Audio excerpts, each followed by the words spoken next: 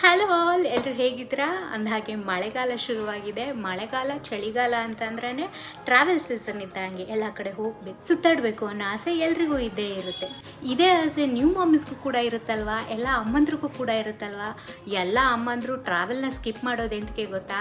ಹೊರಗಡೆ ಹೋಯಿತು ಅಂತಂದರೆ ಮಗುವಿಗೆ ಕೋಲ್ಡ್ ಆಗುತ್ತೆ, ಕಾಫ್ ಆಗುತ್ತೆ, ಫೀವರ್ ಆಗುತ್ತೆ, ಜೊತೆಗೆ ನಾವು ಹುಷಾರು ತಪ್ತೀವಿ, ಮಗುಗೂ ಹುಷಾರು ತಪ್ಪೋಗುತ್ತೆ. ನಾನು ಹುಷಾರು ತಪ್ಪಿಟ್ರೆ ಏನು ಮಾಡೋದು? ಮಗುನ ಯಾರು ನೋಡ್ಕೊಳ್ತಾರೆ? ನನಗೂ ಹುಷಾರು ತಪ್ಪಿ ಮಗುನೂ ಹುಷಾರು ತಪ್ಪೋದ್ರೆ ಬೇರೆ ಜಾಗದಲ್ಲಿ ಹೇಗೆ ಅವನ್ನ ರಕ್ಷಣೆ ಮಾಡೋದು? ಈ ಎಲ್ಲ ಸಮಸ್ಯೆಗಳು ತಲೆಯಲ್ಲಿ ಓಡ್ತಾ ಇರುತ್ತೆ ಅಮ್ಮಂದ್ರಿಗೆ. ಸೊ ಅವ್ರೇನು ಮಾಡ್ತಾರೆ, ಟ್ರಾವೆಲ್ನ ಸ್ಕಿಪ್ ಮಾಡೋದೇ ಹೆಚ್ಚು. ಇನ್ನು ಮುಂದೆ ನೀವು ಟ್ರಾವೆಲ್ನ ಸ್ಕಿಪ್ ಮಾಡೋ ಅವಶ್ಯಕತೆ ಇಲ್ಲ. ಯಾಕೆ ಅಂತಂದರೆ ಇವತ್ತು ನಾನು ಟ್ರಾವೆಲ್ ಟೈಮಲ್ಲಿ ಮಗುಗೆ ಬೇಕಾಗಿರುವಂಥ ಮೆಡಿಸಿನ್ ಕಿಟ್ ಯಾವ ರೀತಿ ಇರಬೇಕು ಅನ್ನೋದನ್ನು ತೋರಿಸ್ಕೊಡ್ತೀನಿ. ಅಫ್ಕೋರ್ಸ್ ಎಲ್ಲ ಅಮ್ಮಂದ್ರಿಗೂ ಒಂದು ಕಡೆಯಿಂದ ಇನ್ನೊಂದು ಕಡೆಗೆ ಹೋಗ್ತಾ ಇದ್ದೀವಿ ಅಂತಂದರೆ ಮಗುಗೆ ಏನೇನು ತೊಗೊಂಡು ಹೋಗಬೇಕು ಅನ್ನೋದ್ರ ಬಗ್ಗೆ ಎಲ್ಲ ಐಡಿಯಾಸ್ ಇರ್ತವೆ. ಆದರೂ ಕೂಡ ಕೆಲವೊಂದು ಮಿಸ್ ಆಗಿರ್ಬೋದು. ಅದನ್ನು ನಾನು ಇವತ್ತಿಲ್ಲಿ ತೋರಿಸ್ತಾ ಇದ್ದೀನಿ. ಏನಾದರೂ ಮಿಸ್ ಆಗಿತ್ತು ಅಂತಂದರೆ ಆ್ಯಡ್ ಮಾಡ್ಕೊಳ್ಳಿ, ಅಥವಾ ನಾನೇನಾದರೂ ಮಿಸ್ ಮಾಡಿತ್ತು ಅಂತಂದರೆ ಅದನ್ನು ಕೂಡ ಕಮೆಂಟ್ನಲ್ಲಿ ನನಗೆ ತಿಳಿಸಿ. ಹಾಗಾಗಿ ಇದುವರೆಗೂ ಯಾರು ನನ್ನ ಯೂಟ್ಯೂಬ್ ಚಾನಲನ್ನು ಫಾಲೋ ಮಾಡ್ತಾ ಇಲ್ಲ, ಸಬ್ಸ್ಕ್ರೈಬ್ ಮಾಡಿಲ್ಲ, ದಯವಿಟ್ಟು ಇವತ್ತೇ ಸಬ್ಸ್ಕ್ರೈಬ್ ಮಾಡಿ.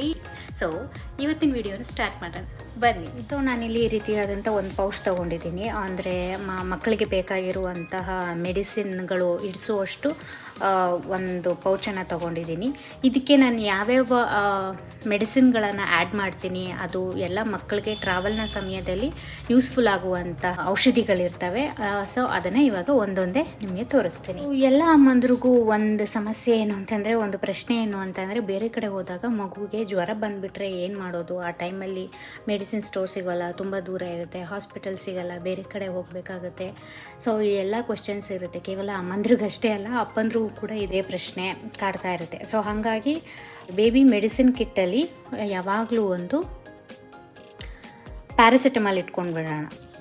ಅದಾದ ನಂತರ ಮಕ್ಕಳಿಗೆ ಅಲ್ಲಿ ನೀರು ಚೇಂಜಸ್ ಆಗ್ಬೋದು, ಅಥವಾ ವಾತಾವರಣ ಗಾಳಿಯಿಂದಾಗಿಯೇ ಎಷ್ಟೋ ಸಲ ಮಕ್ಕಳಿಗೆ ಕೆಮ್ಮಾಗೋ ಚಾನ್ಸಸ್ ಇರುತ್ತೆ. ಸೊ ಹಾಗಾಗಿ ಲೆವೋಲಿನ್ ಮಕ್ಕಳಿಗಾಗಿ ಒಂದು ಕೆಮ್ಮಿನ ಔಷಧಿಯನ್ನು ಕೂಡ ನಾನು ಇಲ್ಲಿ ಇಟ್ಕೊಂಡಿರ್ತೀನಿ. ಸೊ ಮಕ್ಕಳು ಹೊರಗಡೆ ಹೋಗ್ತಾರೆ ಅಂತಂದರೆ ಆ ಟೈಮಲ್ಲಿ ಹೋಗಿದ ಕಡೆಯಲ್ಲೆಲ್ಲ ವೆರೈಟಿ ತಿಂಡಿಗಳನ್ನ ತಿನ್ನೋದಕ್ಕೆ ಇಷ್ಟಪಡ್ತಾರೆ. ಆ ಟೈಮಲ್ಲಿ ಅವ್ರಿಗೆ ಹೊಟ್ಟೆ ಅಪ್ಸೆಟ್ ಆಗುತ್ತೆ.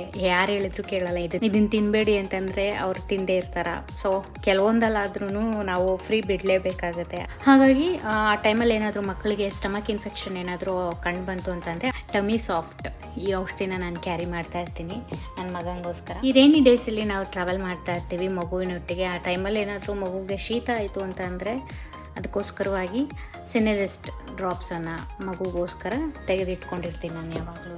ಜೊತೆಗೆ ಹೊರಗಡೆ ಹೋದಾಗ ಮಗು ಆಟ ಆಡೋದ್ರಲ್ಲೇ ಕಾಲ ಕಳೆದೋಗ್ತಾನೆ, ಊಟದ ಕಡೆ ಅವನಿಗೇನು ಗಮನನೇ ಇರೋದಿಲ್ಲ. ಹೌದಲ್ವಾ? ಮಕ್ಕಳು ಹಾಗೇನೆ ಅಲ್ವಾ? ಆ ಟೈಮಲ್ಲಿ ಅವ್ರಿಗೆ ಗ್ಯಾಸ್ಟ್ರಿಕ್ ಥರ ಏನಾದರೂ ಫೀಲ್ ಆಗ್ಬೋದು. ಹಾಗಾಗಿ ನಾನು ಯಾವಾಗಲೂ ಈ ಡ್ರಾಪ್ಸನ್ನು ಕ್ಯಾರಿ ಮಾಡ್ತೀನಿ. ಏನಾದರೂ ಗ್ಯಾಸ್ಟ್ರಿಕ್ ಇತ್ತು ಅಂತಂದರೆ ಕಂಪ್ಲೀಟಾಗಿ ರೆಡ್ಯೂಸ್ ಆಗಿ ಹೋಗುತ್ತೆ ಒಂದು ಡ್ರಾಪಲ್ಲೇ, ಒನ್ ಟೈಮ್ ಡ್ರಾಪಲ್ಲೇ. ಗ್ಯಾಸ್ಟ್ರಿಕ್ಕೋಸ್ಕರ ಒಂದು ಔಷಧಿ ಬಾಟಲನ್ನು ನಾನು ಯಾವಾಗಲೂ ಕ್ಯಾರಿ ಮಾಡ್ತೀನಿ. ಕೋಲ್ಡ್ ಆಗಿದ್ದಂಥ ಸಂದರ್ಭದಲ್ಲಿ ಮೂಗು ಕಟ್ಟೋದು ಸಹಜ ಆಗೋಗುತ್ತೆ. ಸೊ ಹಾಗಾಗಿ ಒಂದು ನೇಸಲ್ ಡ್ರಾಪನ್ನು ನಾನು ಯಾವಾಗಲೂ ಕ್ಯಾರಿ ಮಾಡಿರ್ತೀನಿ.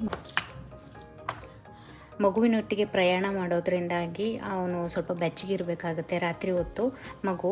ಸೊ ಹಾಗಾಗಿ ಬೇಬಿ ರಬ್ಬನ್ನು ಯಾವಾಗಲೂ ಕ್ಯಾರಿ ಮಾಡಿರ್ತೀನಿ ನಾನು. ಬೇಬೀಸ್ ಏನಾದರೂ ಅಪ್ಸೆಟ್ ಆಗಿತ್ತು ಅಂತ ಅಂದರೆ ಆ ಟೈಮಲ್ಲಿ ಔಷಧಿ ಕುಡಿಯೋದಕ್ಕೆ ಅವರು ಬಹಳಷ್ಟು ನಖರಗಳನ್ನು ಮಾಡ್ತಾರೆ. ಆ ಟೈಮಲ್ಲಿ ಈ ಥರ ಏನಾದರೂ ಔಷಧಿ ಕಪ್ಪಲ್ಲಿ ಮುಚ್ಚಳದಲ್ಲಿ ಏನಾದರೂ ಔಷಧಿ ಕುಡಿಸ್ಬೇಕು ಅಂತಂದರೆ ಇನ್ನಷ್ಟು ಗಲಾಟೆಗಳಾಗೋಗ್ತವೆ. ಹಾಗಾಗಿ ಯಾವಾಗಲೂ ಈ ರೀತಿಯಾದಂತಹ ಒಂದು ಫಿಲ್ಲರ್ನ ನಾನು ಕ್ಯಾರಿ ಮಾಡ್ತೀನಿ. ಆರಾಮಾಗಿ ಕೈ ಕಟ್ಬಿಟ್ಟು ಅವನಿಗೆ ಔಷಧಿ ಕುಡಿಸ್ಬಿಡ್ಬೋದು. ನೆಕ್ಸ್ಟು ಮೇಯ್ನಾಗಿ ರ್ಯಾಶ್ ಕ್ರೀಮ್, ಇದೊಂದು ಕಂಪಲ್ಸರಿಯಾಗಿ ನಾನು ಮಿಸ್ ಮಾಡ್ದಲೇ ಕ್ಯಾರಿ ಮಾಡ್ತೀನಿ. ಯಾಕಂದರೆ ಹೊರಗಡೆ ಹೋಗಿದ್ದಂಥ ಸಂದರ್ಭಗಳಲ್ಲಿ ಯಾವಾಗಲೂ ಡೈಪರಲ್ಲೇ ಇರಬೇಕಾಗ್ಬೋದು ಕೆಲವು ಕಡೆ.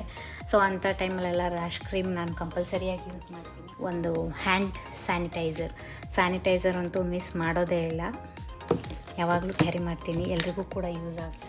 ನೆಕ್ಸ್ಟ್ ಹೊರಗಡೆ ಹೋಗಿದ್ದಂಥ ಸಂದರ್ಭಗಳಲ್ಲಿ ಐಸ್ ಕ್ರೀಮ್ ತಿನ್ನೋದು ಬಹಳ ಹುಚ್ಚಿರುತ್ತೆ ಮಕ್ಕಳಿಗೆ.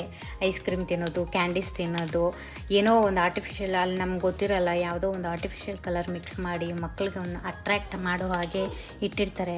ಮಗು ಹಠ ಮಾಡುತ್ತೆ. ನಾವು ಕೊಡಿಸ್ಲೇಬೇಕಾಗಿದ್ದಂಥ ಸಂದರ್ಭಗಳಲ್ಲಿ ಅದನ್ನು ಕುಡಿದು ಮಗು ಏನಾದರೂ ಲೂಸ್ ಮೋಷನ್ ಆಯಿತು ಅಂತಂದರೆ ಆ ಪಜೀತಿ ಬೇಡವೇ ಬೇಡ. ಹಾಗಾಗಿ ಒಂದು ಸೊಲ್ಯೂಷನ್ಸ್ನ ನಾನು ಯಾವಾಗಲೂ ಕ್ಯಾರಿ ಮಾಡ್ತೀನಿ.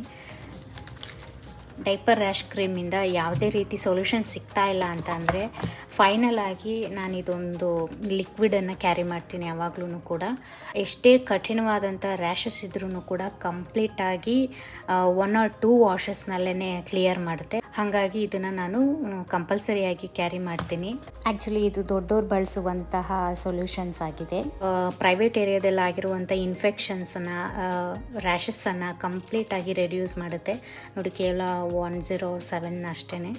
ನಾನು ಯಾವಾಗಲೂ ಇದನ್ನು ಕ್ಯಾರಿ ಮಾಡಿ ಇಟ್ಕೊಳ್ತೀನಿ. ಮಳೆಗಾಲ ಅಥವಾ ಚಳಿಗಾಲದಲ್ಲಿ ಹೋಗಿದ್ದ ಕಡೆ ಸೊಳ್ಳೆಗಳ ಕಾಟ ಹೇಗಿರುತ್ತೆ ಅನ್ನೋದನ್ನು ನಾವು ಹೇಳಲೇಬೇಕಾಗಿಲ್ಲ. ಹೋಗಿದ್ದ ಕಡೆಯಲ್ಲಿ ಹೆಂಗಿರುತ್ತೆ ಅನ್ನೋದನ್ನು ನಾವು ಮುಂಚಿತವಾಗಿಯೇ ಡಿಸೈಡು ಕೂಡ ಮಾಡೋಕ್ಕಾಗಲ್ಲ. ಹಾಗಾಗಿ ಮೊದಲೇ ನಾನು ಒಂದು ಆಲ್ ಔಟ್ ಕ್ಯಾರಿ ಮಾಡಿರ್ತೀನಿ ಯಾವಾಗಲೂ. ಸೊಳ್ಳೆ ಅಂತಂದರೆ ಮಕ್ಕಳಿಗೆ ಎಷ್ಟು ಒಂಥರ ಶತ್ರು ಇದ್ದ ಹಾಗೆ. ಸೊ ಆ ರಿಸ್ಕೆ ತೊಗೊಳ್ಳೋದು ಬೇಡ ಅಂತ ಅಂದ್ಬಿಟ್ಟು ಒಂದು ಆಲ್ ಔಟ್ ಯಾವಾಗಲೂ ಕ್ಯಾರಿ ಮಾಡಿರ್ತೀನಿ. ಆಲ್ ಔಟ್ ಏನಾದರೂ ವರ್ಕ್ ಆಗಲಿಲ್ಲ ಅಂದರೆ ಇನ್ನೂ ಒಂದು ಎಕ್ಸ್ಟ್ರಾ ಕ್ಯಾರಿ ಮಾಡಿರ್ತೀನಿ. ಅದೇನಂತಂದರೆ ಸೊಳ್ಳೆ ಹೊಡೆಯೋ ಬ್ಯಾಟು. ಇದನ್ನೊಂದು ಕ್ಯಾರಿ ಮಾಡಿರ್ತೀನಿ. ಅವನು 8 months ಇದ್ದಾಗಿಂದ ನಾನು ಟ್ರಾವೆಲ್ ಮಾಡೋದಕ್ಕೆ ಶುರು ಮಾಡಿದೆ. ಇದೆಲ್ಲ ಎತ್ಕೊಂಡು ಪರವಾಗಿಲ್ಲ, ಎಷ್ಟು ರಿಸ್ಕ್ ಆದರೂ ಪರವಾಗಿಲ್ಲ, ಎಂಜಾಯ್ ಕೂಡ ಮಾಡಬೇಕು, ಜೊತೆಗೆ ಮಗು ಸೇಫ್ಟಿ ಕೂಡ ಇರಬೇಕು ಅನ್ನೋ ಕಾರಣಕ್ಕಾಗಿ ಇಷ್ಟೆಲ್ಲ ಐಟಮ್ಸ್ಗಳನ್ನ ನಾನು ಮರ್ಯಾದಲ್ಲೇ ತೊಗೊಂಡು ಹೋಗ್ತಾ ಇದ್ದೆ. ನೆಕ್ಸ್ಟು ಬೇಬಿ ಸ್ನಾಟ್ ಸಕ್ಕರ್ಸ್, ಇದಂತೂ ಕಂಪಲ್ಸರಿಯಾಗಿ ಕ್ಯಾರಿ ಮಾಡ್ತೀನಿ ಮಗುಗೆ. ಅದಾದಮೇಲೆ ಸ್ವಲ್ಪ ಕಾಟನ್ಸ್ಗಳನ್ನ ಇಟ್ಕೊಂಡಿರ್ತೀನಿ ಯಾವಾಗಲೂ, ಎಮರ್ಜೆನ್ಸಿ ಬೇಕಾಗುತ್ತೆ. ಮಕ್ಕಳು ಆಚೆ ಕಡೆ ಹೋಯಿತು ಅಂತಂದರೆ ನಮ್ಮ ಮಾತು ಕೇಳೋದಿಲ್ಲ. ಅವ್ರನ್ನ ಫ್ರೀಯಾಗಿ ಬಿಟ್ಬಿಡ್ಬೇಕು. ಅವ್ರು ಓಡಾಡೋ ಜಾಗಗಳಿಗೆಲ್ಲ ನಾವು ಹಿಂದೆ ಓಡ್ತಾ ಇರ್ತೀವಿ. ಅವ್ರು ನಮ್ಮ ಕೈನೂ ಕೂಡ ಇಟ್ಕೊಳ್ಳೋದಕ್ಕೆ ಇಷ್ಟಪಡಲ್ಲ. ಆ ಟೈಮಲ್ಲಿ ಕೆಲವೊಂದು ಸಲ ಬಿದ್ದು ಗಾಯ ಮಾಡ್ಕೊಳ್ತಾರೆ. ಯಾವ ಜಾಗದಲ್ಲಿ ಏನು ಸಿಗುತ್ತೆ ಅನ್ನೋ ಐಡಿಯಾನೂ ಕೂಡ ನಮಗಿರೋದಿಲ್ಲ. ಆ ರಿಸ್ಕೇ ಬೇಡ ಅಂತ ಅಂದ್ಬಿಟ್ಟು ಯಾವಾಗಲೂ 2 ಬ್ಯಾಂಡೆಡನ್ನು ಇಟ್ಕೊಳ್ತೀನಿ ನಾನು. ಇದಿತ್ತು ಅಂತಂದರೆ ಸೇಫ್ಟಿ ಅಲ್ಲ, ವಾಶ್ ಮಾಡಿಬಿಟ್ಟು ನೀಟಾಗಿ ಒಂದು ಬ್ಯಾಂಡ್ ಹಾಕ್ಬಿಟ್ರೆ ಸೇಫ್ ಅನಿಸ್ಬಿಡುತ್ತೆ. ಅದಾದಮೇಲೆ ಒಂದು ಬಾತ್ ಟವಲ್ ಇಟ್ಕೊಂಡಿರ್ತೀನಿ. ಕೆಲವೊಂದು ಸಲ ಏನಾದರೂ ಕೊಡಿಸ್ಲಿಲ್ಲ ಅಂತಂದರೆ ಎಲ್ಲಂದ್ರಲ್ಲಿ ಬಿದ್ದು ಹೊಳ್ಳಾಡ್ತಾರೆ. ಎಂತಕ್ಕಾದ್ರೂ ಯೂಸ್ ಆಗೇ ಆಗುತ್ತೆ. ಇರೋದ್ರಿಂದ ಏನು ಸಮಸ್ಯೆ ಇಲ್ವಲ್ಲ ಇದು. ಸೊ ಹಾಗಾಗಿ ಇದನ್ನು ಕೂಡ ಕ್ಯಾರಿ ಮಾಡಿರ್ತೀನಿ. ಇದೆಲ್ಲ ಆದಮೇಲೆ ಮೇಯ್ನಾಗಿ ಟಾಯ್ಸು, ಸಣ್ಣ ಟಾಯ್ಸು.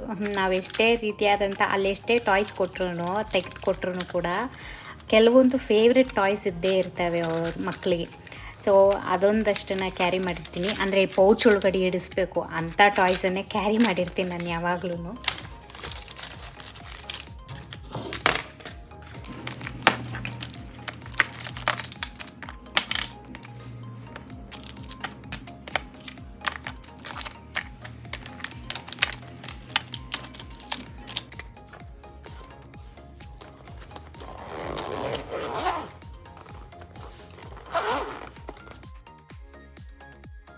ಸೊ ಇದಾಗಿತ್ತು ಟ್ರಾವೆಲ್ನ ಸಮಯದಲ್ಲಿ ಮಕ್ಕಳಿಗಾಗಿ ಬೇಕಾಗಿರುವಂತಹ ಮೆಡಿಸಿನ್ ಕಿಟ್ನ ವಿಡಿಯೋ. ಈ ವಿಡಿಯೋ ನಿಮಗೆ ಇಷ್ಟ ಆಗಿತ್ತು ಅಂತಂದರೆ ದಯವಿಟ್ಟು ಲೈಕ್ ಮಾಡೋದನ್ನು ಮರಿಬೇಡಿ. ಅಂದಹಾಗೆ ಇನ್ನೂ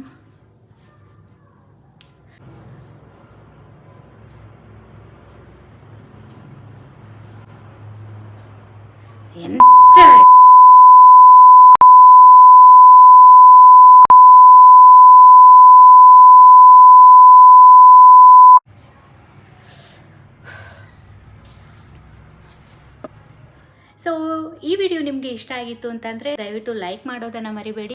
ಹಾಗೆ ಯಾವುದಾದ್ರೂ ಕೆಲವೊಂದು ವಸ್ತುಗಳನ್ನು ನಾನು ಮರ್ತಿತ್ತು ಅಂತಂದರೆ ಅಥವಾ ಮಿಸ್ ಮಾಡಿತ್ತು ಅಂತಂದರೆ ಅದನ್ನು ಕಮೆಂಟ್ ಮೂಲಕ ತಿಳಿಸಿ. ವಿಡಿಯೋ ಇಷ್ಟ ಆಗಿತ್ತು ಅಂತಂದರೆ ಅದನ್ನು ಕೂಡ ಕಮೆಂಟ್ ಮೂಲಕ ತಿಳಿಸಿ. ಜೊತೆಗೆ ಯೂಸ್ಫುಲ್ ಅಂತ ಅನ್ನಿಸ್ತು ಅಂತಂದರೆ ನಿಮ್ಮ ಇನ್ನಷ್ಟು ಸ್ನೇಹಿತರಿಗೆ ಈ ವಿಡಿಯೋವನ್ನು ಶೇರ್ ಮಾಡಿ. ಹಾಗೆ ನನ್ನ ಮಾಮಿ ಮೇಕಪ್ ಆರ್ಟಿಸ್ಟ್ ಪೇಜನ್ನು ದಯವಿಟ್ಟು ಸಬ್ಸ್ಕ್ರೈಬ್ ಮಾಡಿ. ನನ್ನ ಪೇಜಲ್ಲಿ ಬರುವಂತಹ ವಿಡಿಯೋಗಳು ಮೊದಲು ನಿಮಗೆ ಕಾಣಿಸಬೇಕು ಅಂತಂದರೆ ಪಕ್ಕದಲ್ಲಿರುವಂಥ ಬೆಲ್ ಐಕಾನನ್ನು ಪ್ರೆಸ್ ಮಾಡಿ. ಮತ್ತೊಂದು ಯೂಸ್ಫುಲ್ ಆಗಿರುವಂಥ ವಿಡಿಯೋದೊಂದಿಗೆ ನಿಮ್ಮ ಹತ್ತಿರಕ್ಕೆ ಬರ್ತೀನಿ. ಅಲ್ಲಿವರೆಗೂ ಬಾಯ್.